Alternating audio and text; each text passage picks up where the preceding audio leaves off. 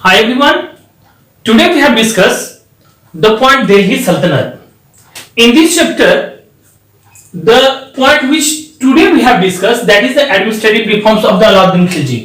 जो आज हम लोग पॉइंट करने जा रहे हैं खास करके इसी दिल्ली सल्तनत का, ये दिल्ली सल्तनत के अंदर में जब खलजी डायनेस्टी स्टार्ट हुआ था तो उस खलजी डायनेस्टी में हम लोगों ने अलाउद्दीन खलजी के बारे में भी पढ़ा था।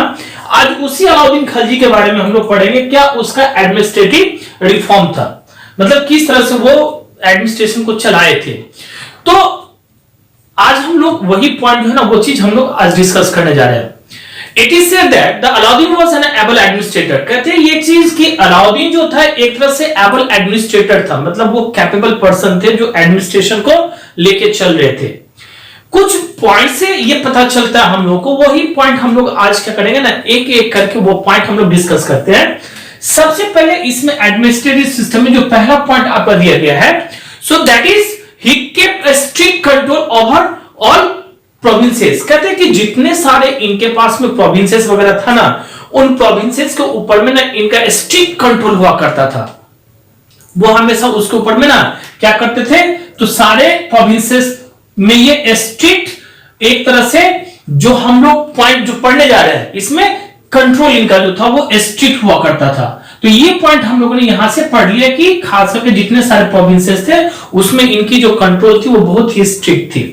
सेकेंड पॉइंट जब हम लोग पढ़ेंगे ना तो कहते हैं कि ही टूक टू मेजर स्टेप। कहते हैं कि इन्होंने दो मेजर स्टेप लिया था उस समय में टू सप्रेस द रिबिलियंस। जो इनके खिलाफ जो उठते थे ना उनके बदले उन्होंने क्या किया था, तो दो स्टेप लिए थे उनको एक तरह से उस रिबिलियंस को रोकने के लिए। पहला क्या था, तो ही posted spies in the different parts of the empire. इन्होंने क्या किया था उसमें, तो स्पाइस का मतलब क्या था मालूम है, एक तरह से जिसको हम लोग कहते हैं ना कि जासूसी करना। तो इन्होंने क्या किया था, अपने जासूस को ना खास करके जो इनका डिफरेंट पार्ट्स थे एम्पायर का, वहां पर में सब जगह इन्होंने छोड़ रखा था, मतलब वहां पर में इन्होंने उनको पुट कर रखा था। किसको, स्पाइस को।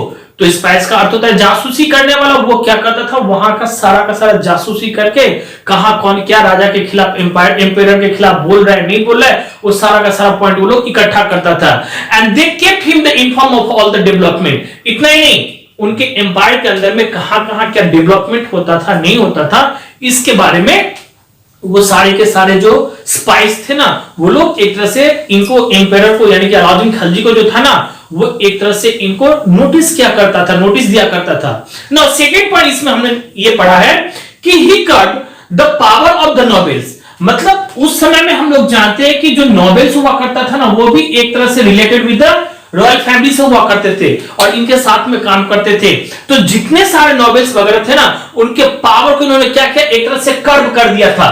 कर्ब का मतलब होता है कि उसके पावर को एकदम से पूरा का पूरा ना बर्बाद कर दिया गया था, रोक दिया गया था, जिससे कि वो एम्पायर के खिलाफ कोई भी ऐसा एक्शन वगैरह नहीं ले सकता है। And he forbid the social gathership among the nobles. और इतना ही नहीं, जितने सारे नोबेल्स वगैरह थे ना ये लोग जब गैदर होते थे एक जगह, जब इकट्ठा होते थे ना उसके ऊपर में भी ये रोक लगा चुके थे। उन लोगों को भी एक जगह खड़ा होकर के कभी भी उन लोगों को भी ना वो कोई भी ऐसा मतलब सोशल गैदरिंग वगैरह जो था ना वो नहीं होने दिया करते थे। अब इसके बाद जो आपका पॉइंट आता है, पॉइंट नंबर इसको हम लोग 3 कह सकते हैं कि he standardized the weight and the measure. ये हम लोग आते हैं इसमें कि वो उन्होंने क्या किया था उस समय में, तो खास करके वेट जो हुआ करता था, वेट का मतलब हम लोग जानते हैं वजन वगैरह, और मेजर्स का अर्थ होता है कोई चीज को मापना वगैरह जिसको हम लोग कर सकते हैं। तो इन्होंने क्या किया था, तो स्टैंडर्डाइज्ड वेट एंड मेजर को रखा था। And those caught the cheating were the severely punished. और कोई भी अगर पर्सन वहां पे अगर चीटिंग करते हुए वेट और मेजर्स में अगर पकड़ा जाता था ना तो उनको एक तरह से पनिश किया जाता था, अलग अलग तरीके से उनको पनिश किया जाता था। इन्हीं कारणों से अलाउद्दीन खिलजी का जो था एक तरह से एडमिनिस्ट्रेटिव रिफॉर्म जो था वो अच्छी चीजों के लिए उस समय में जाना जाता था। अब हम लोग आते हैं नेक्स्ट पॉइंट में।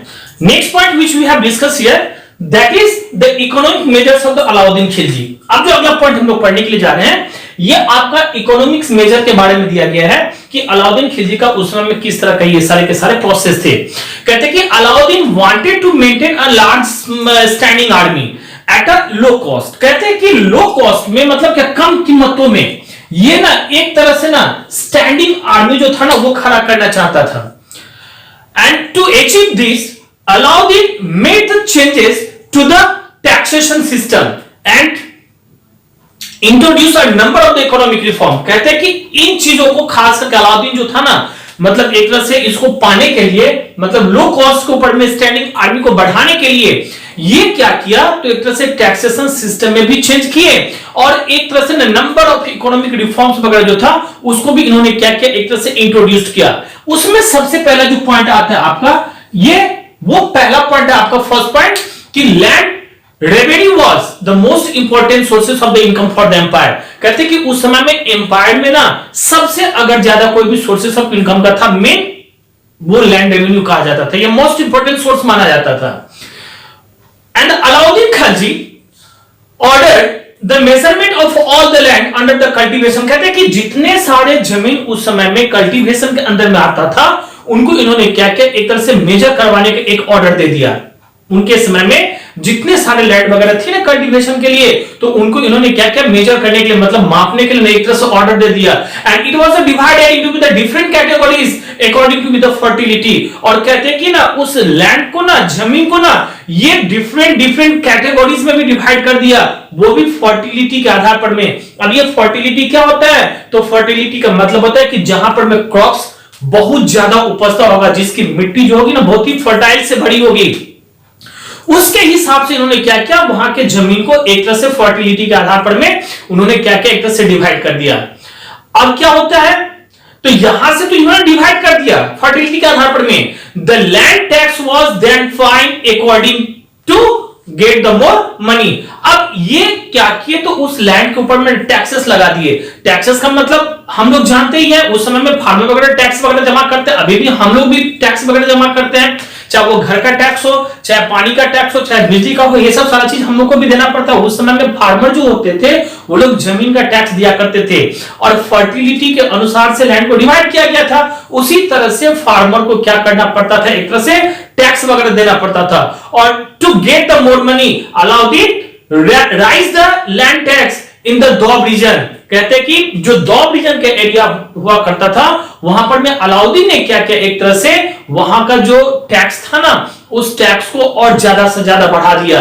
ये जो दोब रीजन हम लोग कहते हैं ना, कहते हैं the fertile line between the Ganga and the Yamuna river. ये जो दोब एरिया होता है ना वो किसी दो नदी के किनारे के बीच का होता है, दो नदी के बीच का होता है, उसी को दोब रीजन कहा जाता है। तो खास करके उस समय में जो गंगा और जमुना रिवर हुआ करती थी उसी के बीच के लैंड को एक तरह से, मतलब फर्टाइल लैंड को ये दोब रीजन कहा जाता था। तो इस पार्ट में उन्होंने डिवाइड कर दिया टू 1/2 ऑफ द प्रोड्यूस, मतलब जितने सारे प्रोड्यूस होगा कोई भी चीज होगा ना उसका 1/2 जो है ना वो टैक्स देना पड़ेगा। तो इस तरह से वहां पर में रूल लगा दिया गया। इसके बाद में the land tax was a harsh on the peasant. He also ensured that the peasants paid the revenue directly to be the king। अब कहते हैं कि लैंड रेवेन्यू को एक तरह से कवर करने के लिए उस समय में इन्होंने क्या किया था, तो हार्स मतलब जो भी उनको हो सका था, जितने भी मतलब जिस भी तरीके से हो सकता था किसानों से टैक्स कैसे वसूला जाएगा वो नियम वगैरह जो था, रिफॉर्म्स वगैरह उन्होंने उस समय में लगाया। इसके बाद में उन्होंने ये तो पीजेंट्स वो ले ही लिया, हार्स किए ही। इसके बाद में और इतना ही नहीं, पीजेंट्स को एक तरह से यह भी दिया कि आप डायरेक्टली जो है वो किंग के पास में भी आप टैक्स जो है वो पेड कर सकते हो। And this Weeknd the position of the middle man. इससे क्या हो गया, बीच में जो मिडिल मैन थे इनकी पोजीशन क्या हो गई, पूरा का पूरा खत्म हो गया, वो वीक हो चुके थे।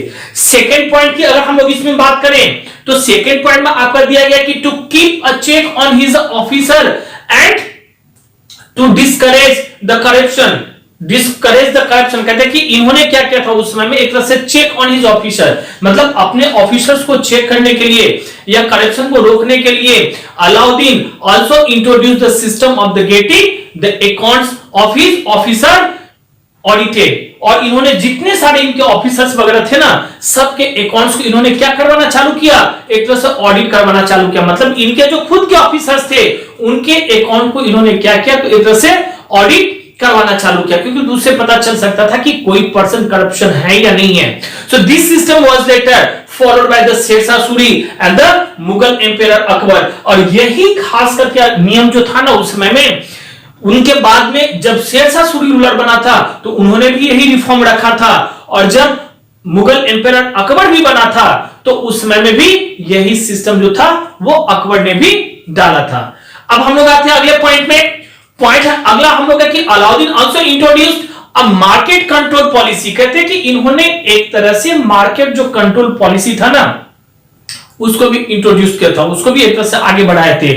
He lowered to be the prices of the essential items, जिसमें उन्होंने क्या किया था सबसे कि जो एसेंशियल आइटम हुआ करता था, एसेंशियल आइटम का मतलब क्या, डे बाय डे जिसको हम लोग यूज करते हैं अपने घरों में, मतलब हर दिन जो चीज सामान वगैरह हम लोग यूज करते हैं, उस समय में वही सारा का सारा चीज क्या होता था, जो सामान सब दिन यूज होता था उसके प्राइसेस को एक तरह से लो कर दिया गया था, कम कर दिया गया था। जिसमें गुड्स जो थे वो फूड ग्रेड्स हुआ करता था, शुगर हुआ करता था, कुकिंग ऑयल हुआ करती थी, क्लोथ होते थे एंड सो ऑन, और ऐसे ऐसे बहुत सारे सामान वगैरह थे जिसके प्राइसेस उन्होंने क्या किए थे, कम करवा दिए थे। सो वहां पर में अब क्या होता है, ये तो सारे के सारे चीजों के ऊपर में इन्होंने क्या किया, एक तरह से कम करवा दिया। तो सोप ऑनर्स वेयर द ऑक्स to the charge the rates fixed by the sultan. कहते हैं कि उस समय में जो भी सोप ऑनर वगैरह थे, दुकानदार जो मालिक थे, उन लोगों ने एक तरह से सुल्तान से कहा था क्या चीज कि आप एक तरह से रेट जो है ना वो फिक्स कर दो। He also appointed the special officer to keep a check on the shop owner. और इतना ही नहीं, इसके बाद में उस दुकान वाले मालिकों को ऊपर में एक तरह से नजर रखने के लिए अलाउद्दीन ने क्या किया था, अपने ऑफिसर्स को भी वहां पर में अपॉइंट किया था, स्पेशल ऑफिसर्स को भी अपॉइंट किया गया था कि किसी तरह से शॉप ऑनर के ऊपर वो क्या किया जाएगा, एक तरह से नजर रखा जाएगा कि कहीं वो बदमाशी तो नहीं कर या बेईमानी तो नहीं कर रहा है। Wherever was caught, कहते हैं कि मतलब whoever was caught, कोई भी अगर ऐसा पकड़ा जाता था उस समय में, charging even a little extra or the cheating with the weight was punishably. कहते हैं कि कोई अगर चार्ज किसी भी चीज में ज्यादा करके किसी भी सामान को बेचता था, या मेजरिंग करने के लिए अगर कोई भी सामान को अगर वो बेचता था ज्यादा मतलब पैसे वगैरह लेकर के या कम मेजर करके सामान देता था, तो अगर ऐसा करते हुए चीट करते हुए अगर कोई पकड़ा जाता था ना तो उनको उनके ऊपर में ना कहते हैं कि उस समय में बहुत मतलब सिवियरली चार्जेस किए जाते थे, उनको पनिश किया जाता था उस तरह से। So this idea was making the goods the cheaper lot. कहते हैं कि इससे क्या होता है कि आइडिया जो था एक तरह से मेकिंग गुड्स चीपर, मतलब एक तरह से कोई भी सामान को सस्ते दामों में बेचने का ये चीज एक तरह से अलॉट किया गया Alauddin, and to maintain a large army on the limited resources. और एक तरह से लिमिटेड रिसोर्सेज के अंदर में आर्मी को कैसे मेंटेन किया जाएगा, ये सारी की सारी बातें वगैरह जो थी वो अलाउद्दीन के द्वारा किया गया था। The policies of the Alauddin Khilji made the many people the poor। कहते कि जो पॉलिसी जो था ना उस समय में अलाउद्दीन खिलजी का, इससे क्या हुआ, तो बहुत सारे ऐसे पीपल थे जो कि उस समय वो लोग पुअर हो गए थे, मतलब एक तरह से गरीब हो गए थे। According to be the Barani, no gold silver टाकास और जिटल्स और the superfluous commodities which are the causes of the rebellion. कहते कि उस समय में अगर हम लोग बरानी के हिसाब से अगर चलते हैं तो कहते हैं कि नो गोल्ड, कोई भी गोल्ड नहीं थे, सिल्वर का कॉइन टाका वगैरह नहीं था, जिटाल्स या जो जिसको एक तरह से सुपरफ्लूअस कमोडिटीज कहा जाता था ये सब नहीं थे, एंड जिससे क्या हुआ बाद में जाकर के एक तरह से रिबेलियन जैसा पैदा हो गया, and were to be found in the houses of the Hindus. और जो भी था उस समय में ये सारे के सारे चीज जो थे ना वो हिंदुओं के घर में पाए जाते थे। Now they were the even the deprived of the common luxury of the chewing betel. कहते कि इस तरह से धीरे धीरे क्या होता है कि उससे डिप्राइव्ड ऑफ होती है, और कॉमन जो लग्जरी ऑफ डेविल बेटल थे ना ये सब सारे के सारे चीजों के लिए एक तरह से स्टार्ट हो जाते। तो ये सारे के सारे रिफॉर्म वगैरह जो था ना हम लोगों ने इकोनॉमिक मेजर्स के अंदर में एक तरह से देखा था। अब हम लोग आते हैं कि आर्मी में किस तरह का रिफॉर्म किया गया था। रिफॉर्म इन आर्मी, ये भी एक तरह से अगला जो है ना हम लोग का वो एक पॉइंट हम लोग के पास में इसी चैप्टर से रिलेटेड, इसी खिलजी डायनेस्टी से रिलेटेड पॉइंट आपका दिया गया कि किस तरह से अलाउद्दीन खिलजी जो थे वो रिफॉर्म किए थे इन द आर्मी में। सबसे पहला पॉइंट इसमें कहा जाता है कि Alauddin paid his soldiers in the cash. कहते हैं कि अलाउद्दीन के समय में जो भी सोल्जर्स वगैरह काम करते थे ना उनको कैश दिया जाता था। कैश का मतलब हम लोग जानते हैं पैसा। अब बोलोगे सर पैसा ही तो दिया जाएगा, लेकिन पैसे तो दिए जाते थे, पहले होता भी था रूल कि पैसे ना देकर उनको लैंड वगैरह दी जाती थी, जमीन वगैरह दे दिए जाते थे। लेकिन अलाउद्दीन के समय में अलाउद्दीन ने क्या किया, अपने सोल्जर्स को एक तरह से कैश देना चालू किया। सेकेंड पॉइंट रिफॉर्म में आती है कि he started the branding horses. उन्होंने क्या किया उस समय में, एक तरह से ना ब्रांडिंग हॉर्सेस, जिसको एक तरह से दाग कहा जाता था, ये ब्रांडिंग हॉर्सेस को ना एक तरह से वो क्या किए, तो स्टार्ट किए थे। किसके लिए? To prevent the substitution of good horses with the inferior runs. मतलब क्या, एक तरह से गुड हॉर्सेस के सबमिशन के लिए, सब्स्टिट्यूशंस के लिए उन्होंने उस समय में क्या किया था, तो जो ब्रांडिंग हॉर्सेस हुआ करता था वो दूसरे कंट्री से मतलब मंगाया जाता था, ऐसे ऐसे घोड़ों को वहां पर में लाया गया था।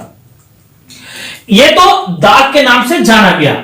लेकिन इसके बाद में जो नेक्स्ट पॉइंट इसी में आपका दिया गया है वो था चेहरा का, अ फुल डिस्क्रिप्शन, जिसको एक तरह से चेहरा कहा गया था।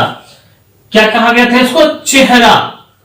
ये फुल डिस्क्रिप्शन जिसको हम लोग कहते हैं, जिसको कि एक तरह से चेहरा कहा गया था, उसमें for each soldiers was also kept. मतलब क्या, हर सोल्जर्स के लिए ये चीज रखा गया था कि ये होना ही चाहिए, आइडेंटिटी के रूप में ये चीज पहचान में आती थी।